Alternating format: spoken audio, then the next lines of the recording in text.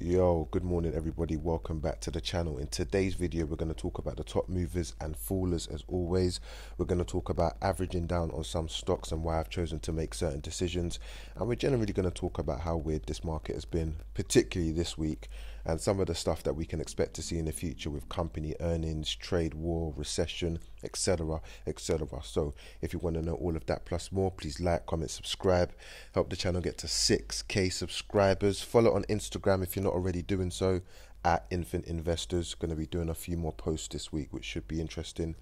And also, if you're wondering what app am I using, I'm using a free trade application. Click on the link in the bio or in the pinned comment, freetrade.io/infant-investors. Click on the link, deposit £1 and you will be in for a free share worth up to £200, which, you know, in this time could kickstart your investment journey. But let's get straight into it. The first top mover I'm going to talk about this week is going to be, when I can actually scroll down, Imperial Brands. So we can see here Imperial Brands has gone up 4.97% this week.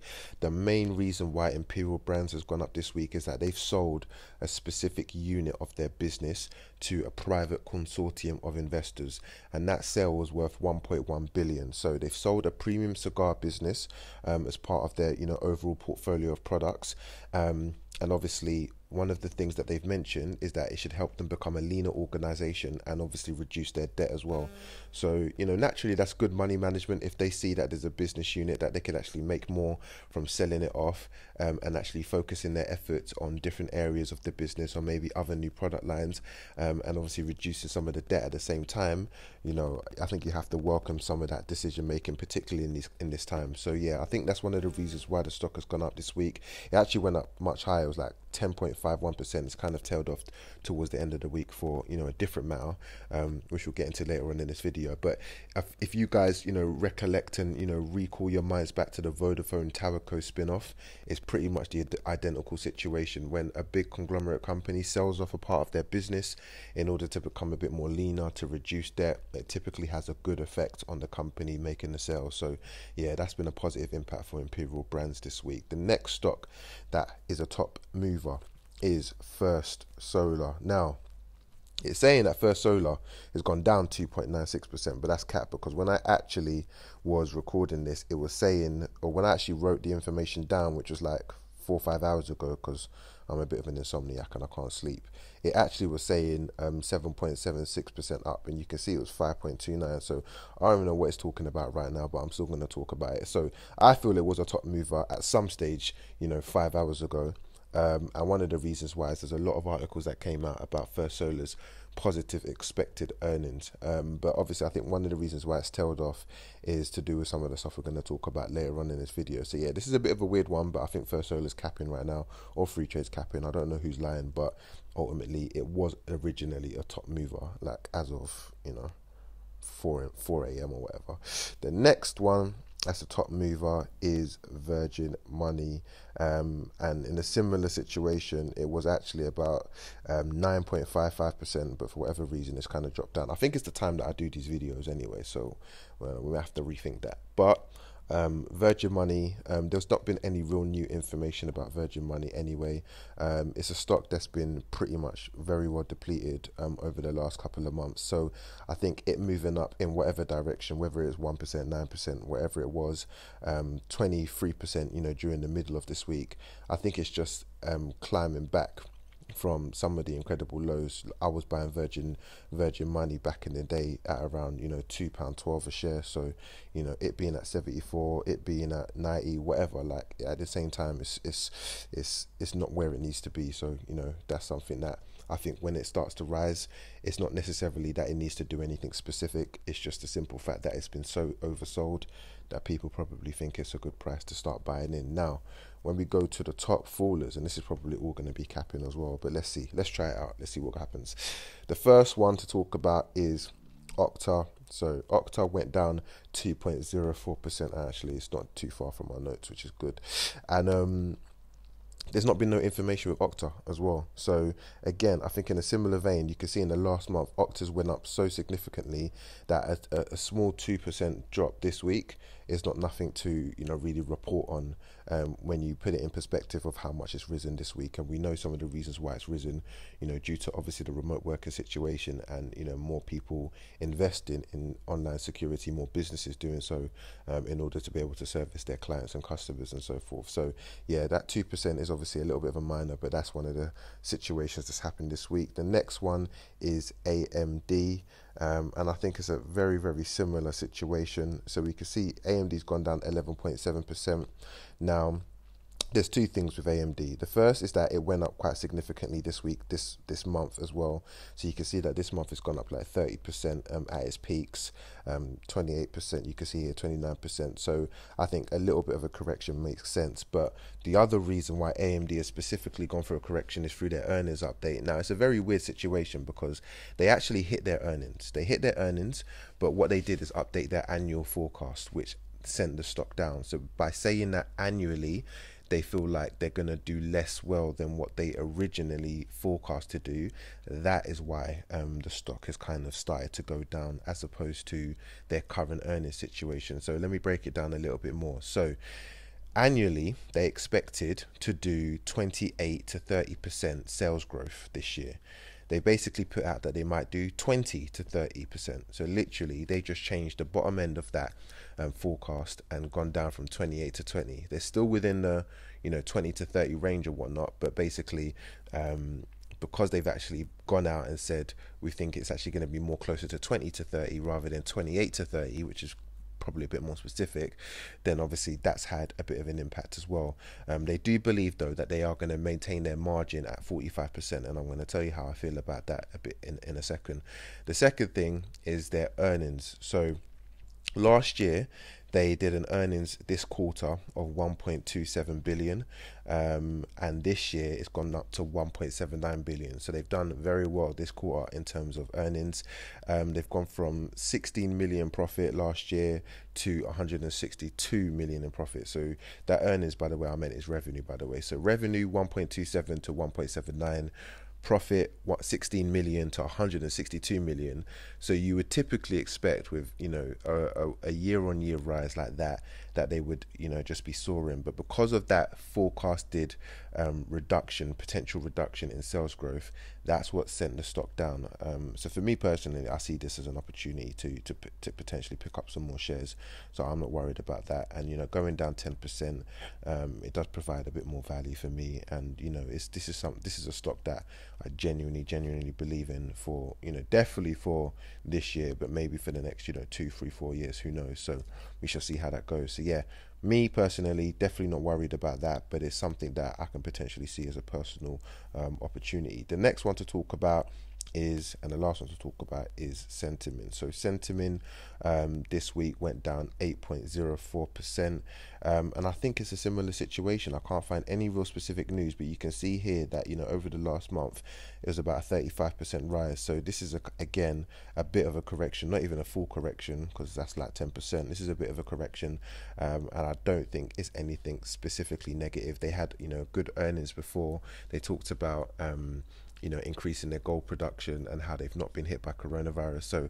I think people are probably taking some profit off the table, especially with some of the things that's pending with the economy. People might have just been like, what, I'm going to take a bit of profit off the table, and so the share price has gone down a little bit, which it's not really an unwise thing to do at this current moment. So I've done another round of investing, and my main focus for this investment period was to average down. So I've been trying to find stocks that either I want to get rid of, or stocks that are just at such a low value that I want to take the opportunity of getting some more shares at a lower price and averaging my cost basis down, which we talked about in a previous video. I'll put the link in the description. And so that's what I've basically been focusing on this week. So the first stock that I've been averaging down is First Solar. So Out of all of the stocks I think that I hold, I think First Solar is one of the stocks that I would definitely want to try and sell at some point. It's probably a stock that I feel like maybe it wasn't the right decision. I looked at the fundamentals, I thought it was the right thing at the time, but I think, over time you have to kind of realize, you made a bad call. But obviously I'm not going to be selling at, a 19% loss. It's just something that I'm just not interested in. So I personally think this is going to take me probably around 3 to 4 months to average down if I do it aggressively. But then what that basically will mean, let's say for example, First Solar goes to about 4 grand holding or something. Once I do that, then obviously I have 4 grand still in my ISA to then put into other stocks. So it doesn't take out of my allowance. I don't lose anything by doing so. And so, it doesn't matter if this goes to 4 grand, 3 grand, 5 grand, 7 grand, whatever the figure might be, until I get to the level that I'm happy to sell at, which is probably within like a 1 to 3% tolerance. Once I do that, then I sell. Then obviously all of that money I will be putting into other stocks, either new ones or stocks that I currently hold that are providing some value at that time, or ones that I feel like is going to be a strong potential for the future. So yeah, First Solar is definitely one of the stocks on my list. I put about 700 in this week. And yeah, I'm just going to continue to do that. I think the key with averaging down is not to go too hard too soon. That you have to be a bit systematic with it, and you have to be a bit patient with it. If you kind of just double in now or triple in now, you don't know what the future is going to hold. So I think taking a bit of a patient view when you're averaging down, and actually doing it incrementally, either on a weekly basis or doing it on a monthly basis, bit by bit, I think that's the safest way. Because if First Solar tanks tomorrow, then obviously even the money that I've invested this week, might be in jeopardy. So obviously it's not worth just going like gun-ho when you're averaging down. If it's something you're thinking of doing, you have to kind of do it, at a paced cadence. Anyway, the next one that I've invested in this week has been Imperial brands. I've invested in Imperial brands for a number of reasons. One of the reasons why I put some money into Imperial brands is because they will be declaring their dividend probably this week. I shall expect. So that will be coming, because obviously they're a quarterly dividend payer, so that will be coming probably July or June or something along those lines. The second reason is that obviously it was down about 20%, so now it's about 15.30%. So between their positive news and my investment, shaved 5%, or saved, if depending on which way you look at it, I was 20% off, right? So I've saved 25% of my losses, if the way you could look at it in that way, or I've just reduced by 5%, depending on which way you want to calculate it. So I think that's been a positive step forward. And obviously, there's more to come. I'm expecting a dividend probably in the next month or so, which was from the previous thing. Can't remember the date, but then they're going ex-div for the next quarter. So yeah, I think it's something that I'm gonna keep an eye off. And actually, I'm starting to like this stock. I have a bit of a love-hate relationship with it. Definitely a stock that I did want it to sell originally. I'm not going to lie and say that that's not true. That's a stock that I mentioned on multiple occasions, partly for economic reasons, but also partly for ethical reasons as well. But we'll see what the future holds. Who knows? The next one that I've invested in this week has been Virgin Money, purely because I think Virgin Money is so undervalued. As I alluded to earlier, I was buying Virgin Money shares back in the day, at around £2.12. So if I was buying it at £2.12, then 70p or 80p or whatever is light work. Like, that should be something that's just normal, right? I'm basically getting 4 shares for the price of 1. That's the way I have to look at these things, right? So if I'm looking at 3 shares, depending on how you want to look at it. So with that, then obviously it's something that I'm just going to keep on doing. Obviously I'm not going to go too heavy. They're not paying a dividend this year, they may not even do it next year, who knows. But I just think consistently I'm just going to put in a little bit more into Virgin Money, just so that I can take advantage of this. Because if whatever happens in a year's time, let's say it goes back up to £1.50 or £1.60, even though it's not £2.12, I don't want to be thinking, oh, I wish I bought more at 70p and so forth. So because I genuinely do believe in the business for a number of reasons that I've mentioned in many previous updates, I think I should definitely continue to see this as an opportunity and not be panicked by the current situation. So that's what I'm going to do. The next one that I've invested in is, of course, Lloyd's. And Lloyd's, in a similar vein, I just think is providing opportunity to buy, a lot more shares, and it's just something that I'm going to continue to do so. And I think Lloyd's eventually, again, when they start paying dividends again, and they go to quarterly dividends in 2021, then I think that hopefully I'll be laughing. And I mentioned this to you in about 2 videos ago, and so obviously I'm just trying to execute and act on that situation. So yeah, those have basically been my buys: Lloyd's, Virgin Money, First Solar, and Imperial Brands, for obviously pretty different reasons. And obviously I'll continue to monitor the situation and potentially add more this month, or add less, or obviously I can't add less, I've already added it, but add more, and see what the situation entails. Now the situation is going to be very, very interesting over the next coming weeks or months, because one of the reasons why you could see this real big drop, so by the time I invested, obviously things weren't rising like heavily, but they were just okay, and then obviously I invested and whatnot, and then since I invested, everything started to fall, and one of the key reasons for that is that Trump threatens a trade war with China. And we've been through this saga before. I'm going to leave the link in the description, but I will just read some snippets from the article in The Guardian.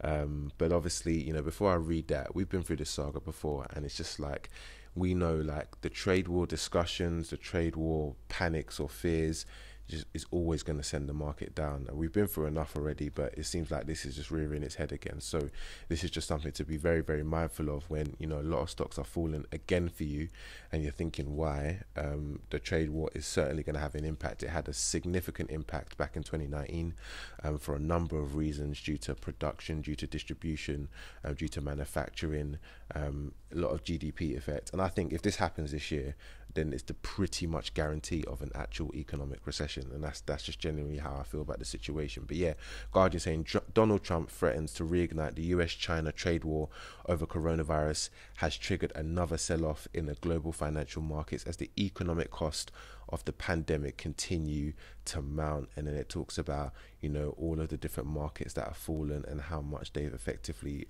fallen by.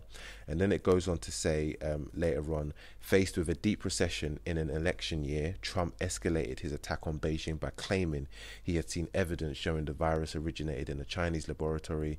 The US president is increasingly making China's handling of the pandemic a major issue as his ratings sag ahead of his November re-election campaign. Reports suggested the White House has crafted renewed import tariffs that would be applied to Chinese imports in retaliation in a major escalation of the trade standoff. The US and China has signed the first phase of a trade deal earlier this year. Feels like so long ago, but yeah, I remember that happening, to de-escalate trade tensions between Washington and Beijing that had damaged global growth last year, which we mentioned earlier, and sapped business investment around the world. However, progress has been derailed at the onset of a blame game over COVID-19 as the number of infections around the world climbs, with the US recording the highest official death toll of any country so far. Analysts warned a renewed US-China trade conflict as the world heads for the worst recession since the Great Depression in the 1930s could inflict additional damage for jobs and growth. And then there's a lot more context here as well, which I'll leave the link in the description. But yeah, listen, as I mentioned just before I went into that, I just feel like, this is just going to be another serious, significant situation. It just feels like there's no positive news at all, but you got to stay the course. If you're genuinely thinking long term, you have to stay the course for these times. And the last trade war was bad, but it passed. Everything passes. Everything has its time, but then it does pass. So you got to really think about that. And I think we've had a very, very interesting year so far. If you think about it, we had quite a bit of a bull run at the beginning of the year, which is really good. Then we kind of had obviously this great depression level drops, as you can kind of see represented in my portfolio graph here. So I was like, I was up here when I was here about 30, about that. This was like 5k profit for me. So this was like only about 25 invested, 5k profit. Like now I'm not even in profit, but I'm at the same levels. But it just shows you the difference, right? That's less investment as opposed to profit that I had before. So, that major bull run obviously depleted quite significantly. We had that Great Depression level drops. We've had obviously all of these companies making dividend cuts. We've had companies going bankrupt. We've had, some markets rising, others are falling. And now to add to the mix, we're going to have potentially another trade war. Obviously, this is earnings season as well. So, it's worth being mindful that you're going to have some stocks shoot up, some stocks shoot down just because of their earnings updates. And to be fair, with obviously everything that's gone on with the COVID situation, you can expect a lot of first quarter earnings to be hit quite hard. So that's going to be a pretty significant situation. And we're probably in the midst of an economic recession. And I know obviously, people say we're already in a recession, and yes, I think we are. By way of the numbers, but I'm just talking about the technical definition of 2 consecutive quarters of negative GDP growth, which it takes 6 months for that to actually manifest. We've seen that happen with China for the first quarter. We don't know whether it's going to happen for the second quarter. They don't think they will, but obviously if this trade war hits, then actually it probably would happen for the second quarter, and definitely with the situation with the US and around the world, it's probably going to happen. So if you're asking me, if you're wondering is now a good time to invest, or if now is a good time to buy shares and stocks and so forth, I'm going to say everything that I've always said to you. Like, I think it's better to be in the market than not to be in the market, and I think you have to see it as a long-term opportunity and have a long-term view. If you're going to try and tactically trade some of these ups and downs, it's a very different mentality than holding and investing for the long term and averaging into it. And so you have to really consider what is it you want to get out of it, what are your goals, and then the right strategy will come to the fore. Just remember also it's earnings season. So I spoke about AMD previously. I think Apple released their earnings, Microsoft released their earnings, I think Tesla might have released their earnings, but a lot of your companies are going to start releasing earnings, and that's going to make a lot of changes. So I said about 3 videos ago, this quarter is probably going to be the most important quarter this year in letting us know the direction of where the market's going to go. And so there's an argument to not be too risky and just to kind of be patient and to see what happens, but there's also an argument to take advantage of drops if you are currently experiencing a drop. Like I went into profit this week, but then obviously I've kind of dropped down with what's happened towards the end of the week as well. So it's going to be interesting, and we should see what happens. I hope you found this useful. Like, comment, subscribe, and I will catch you next time with another investment video. Take care, guys. Peace.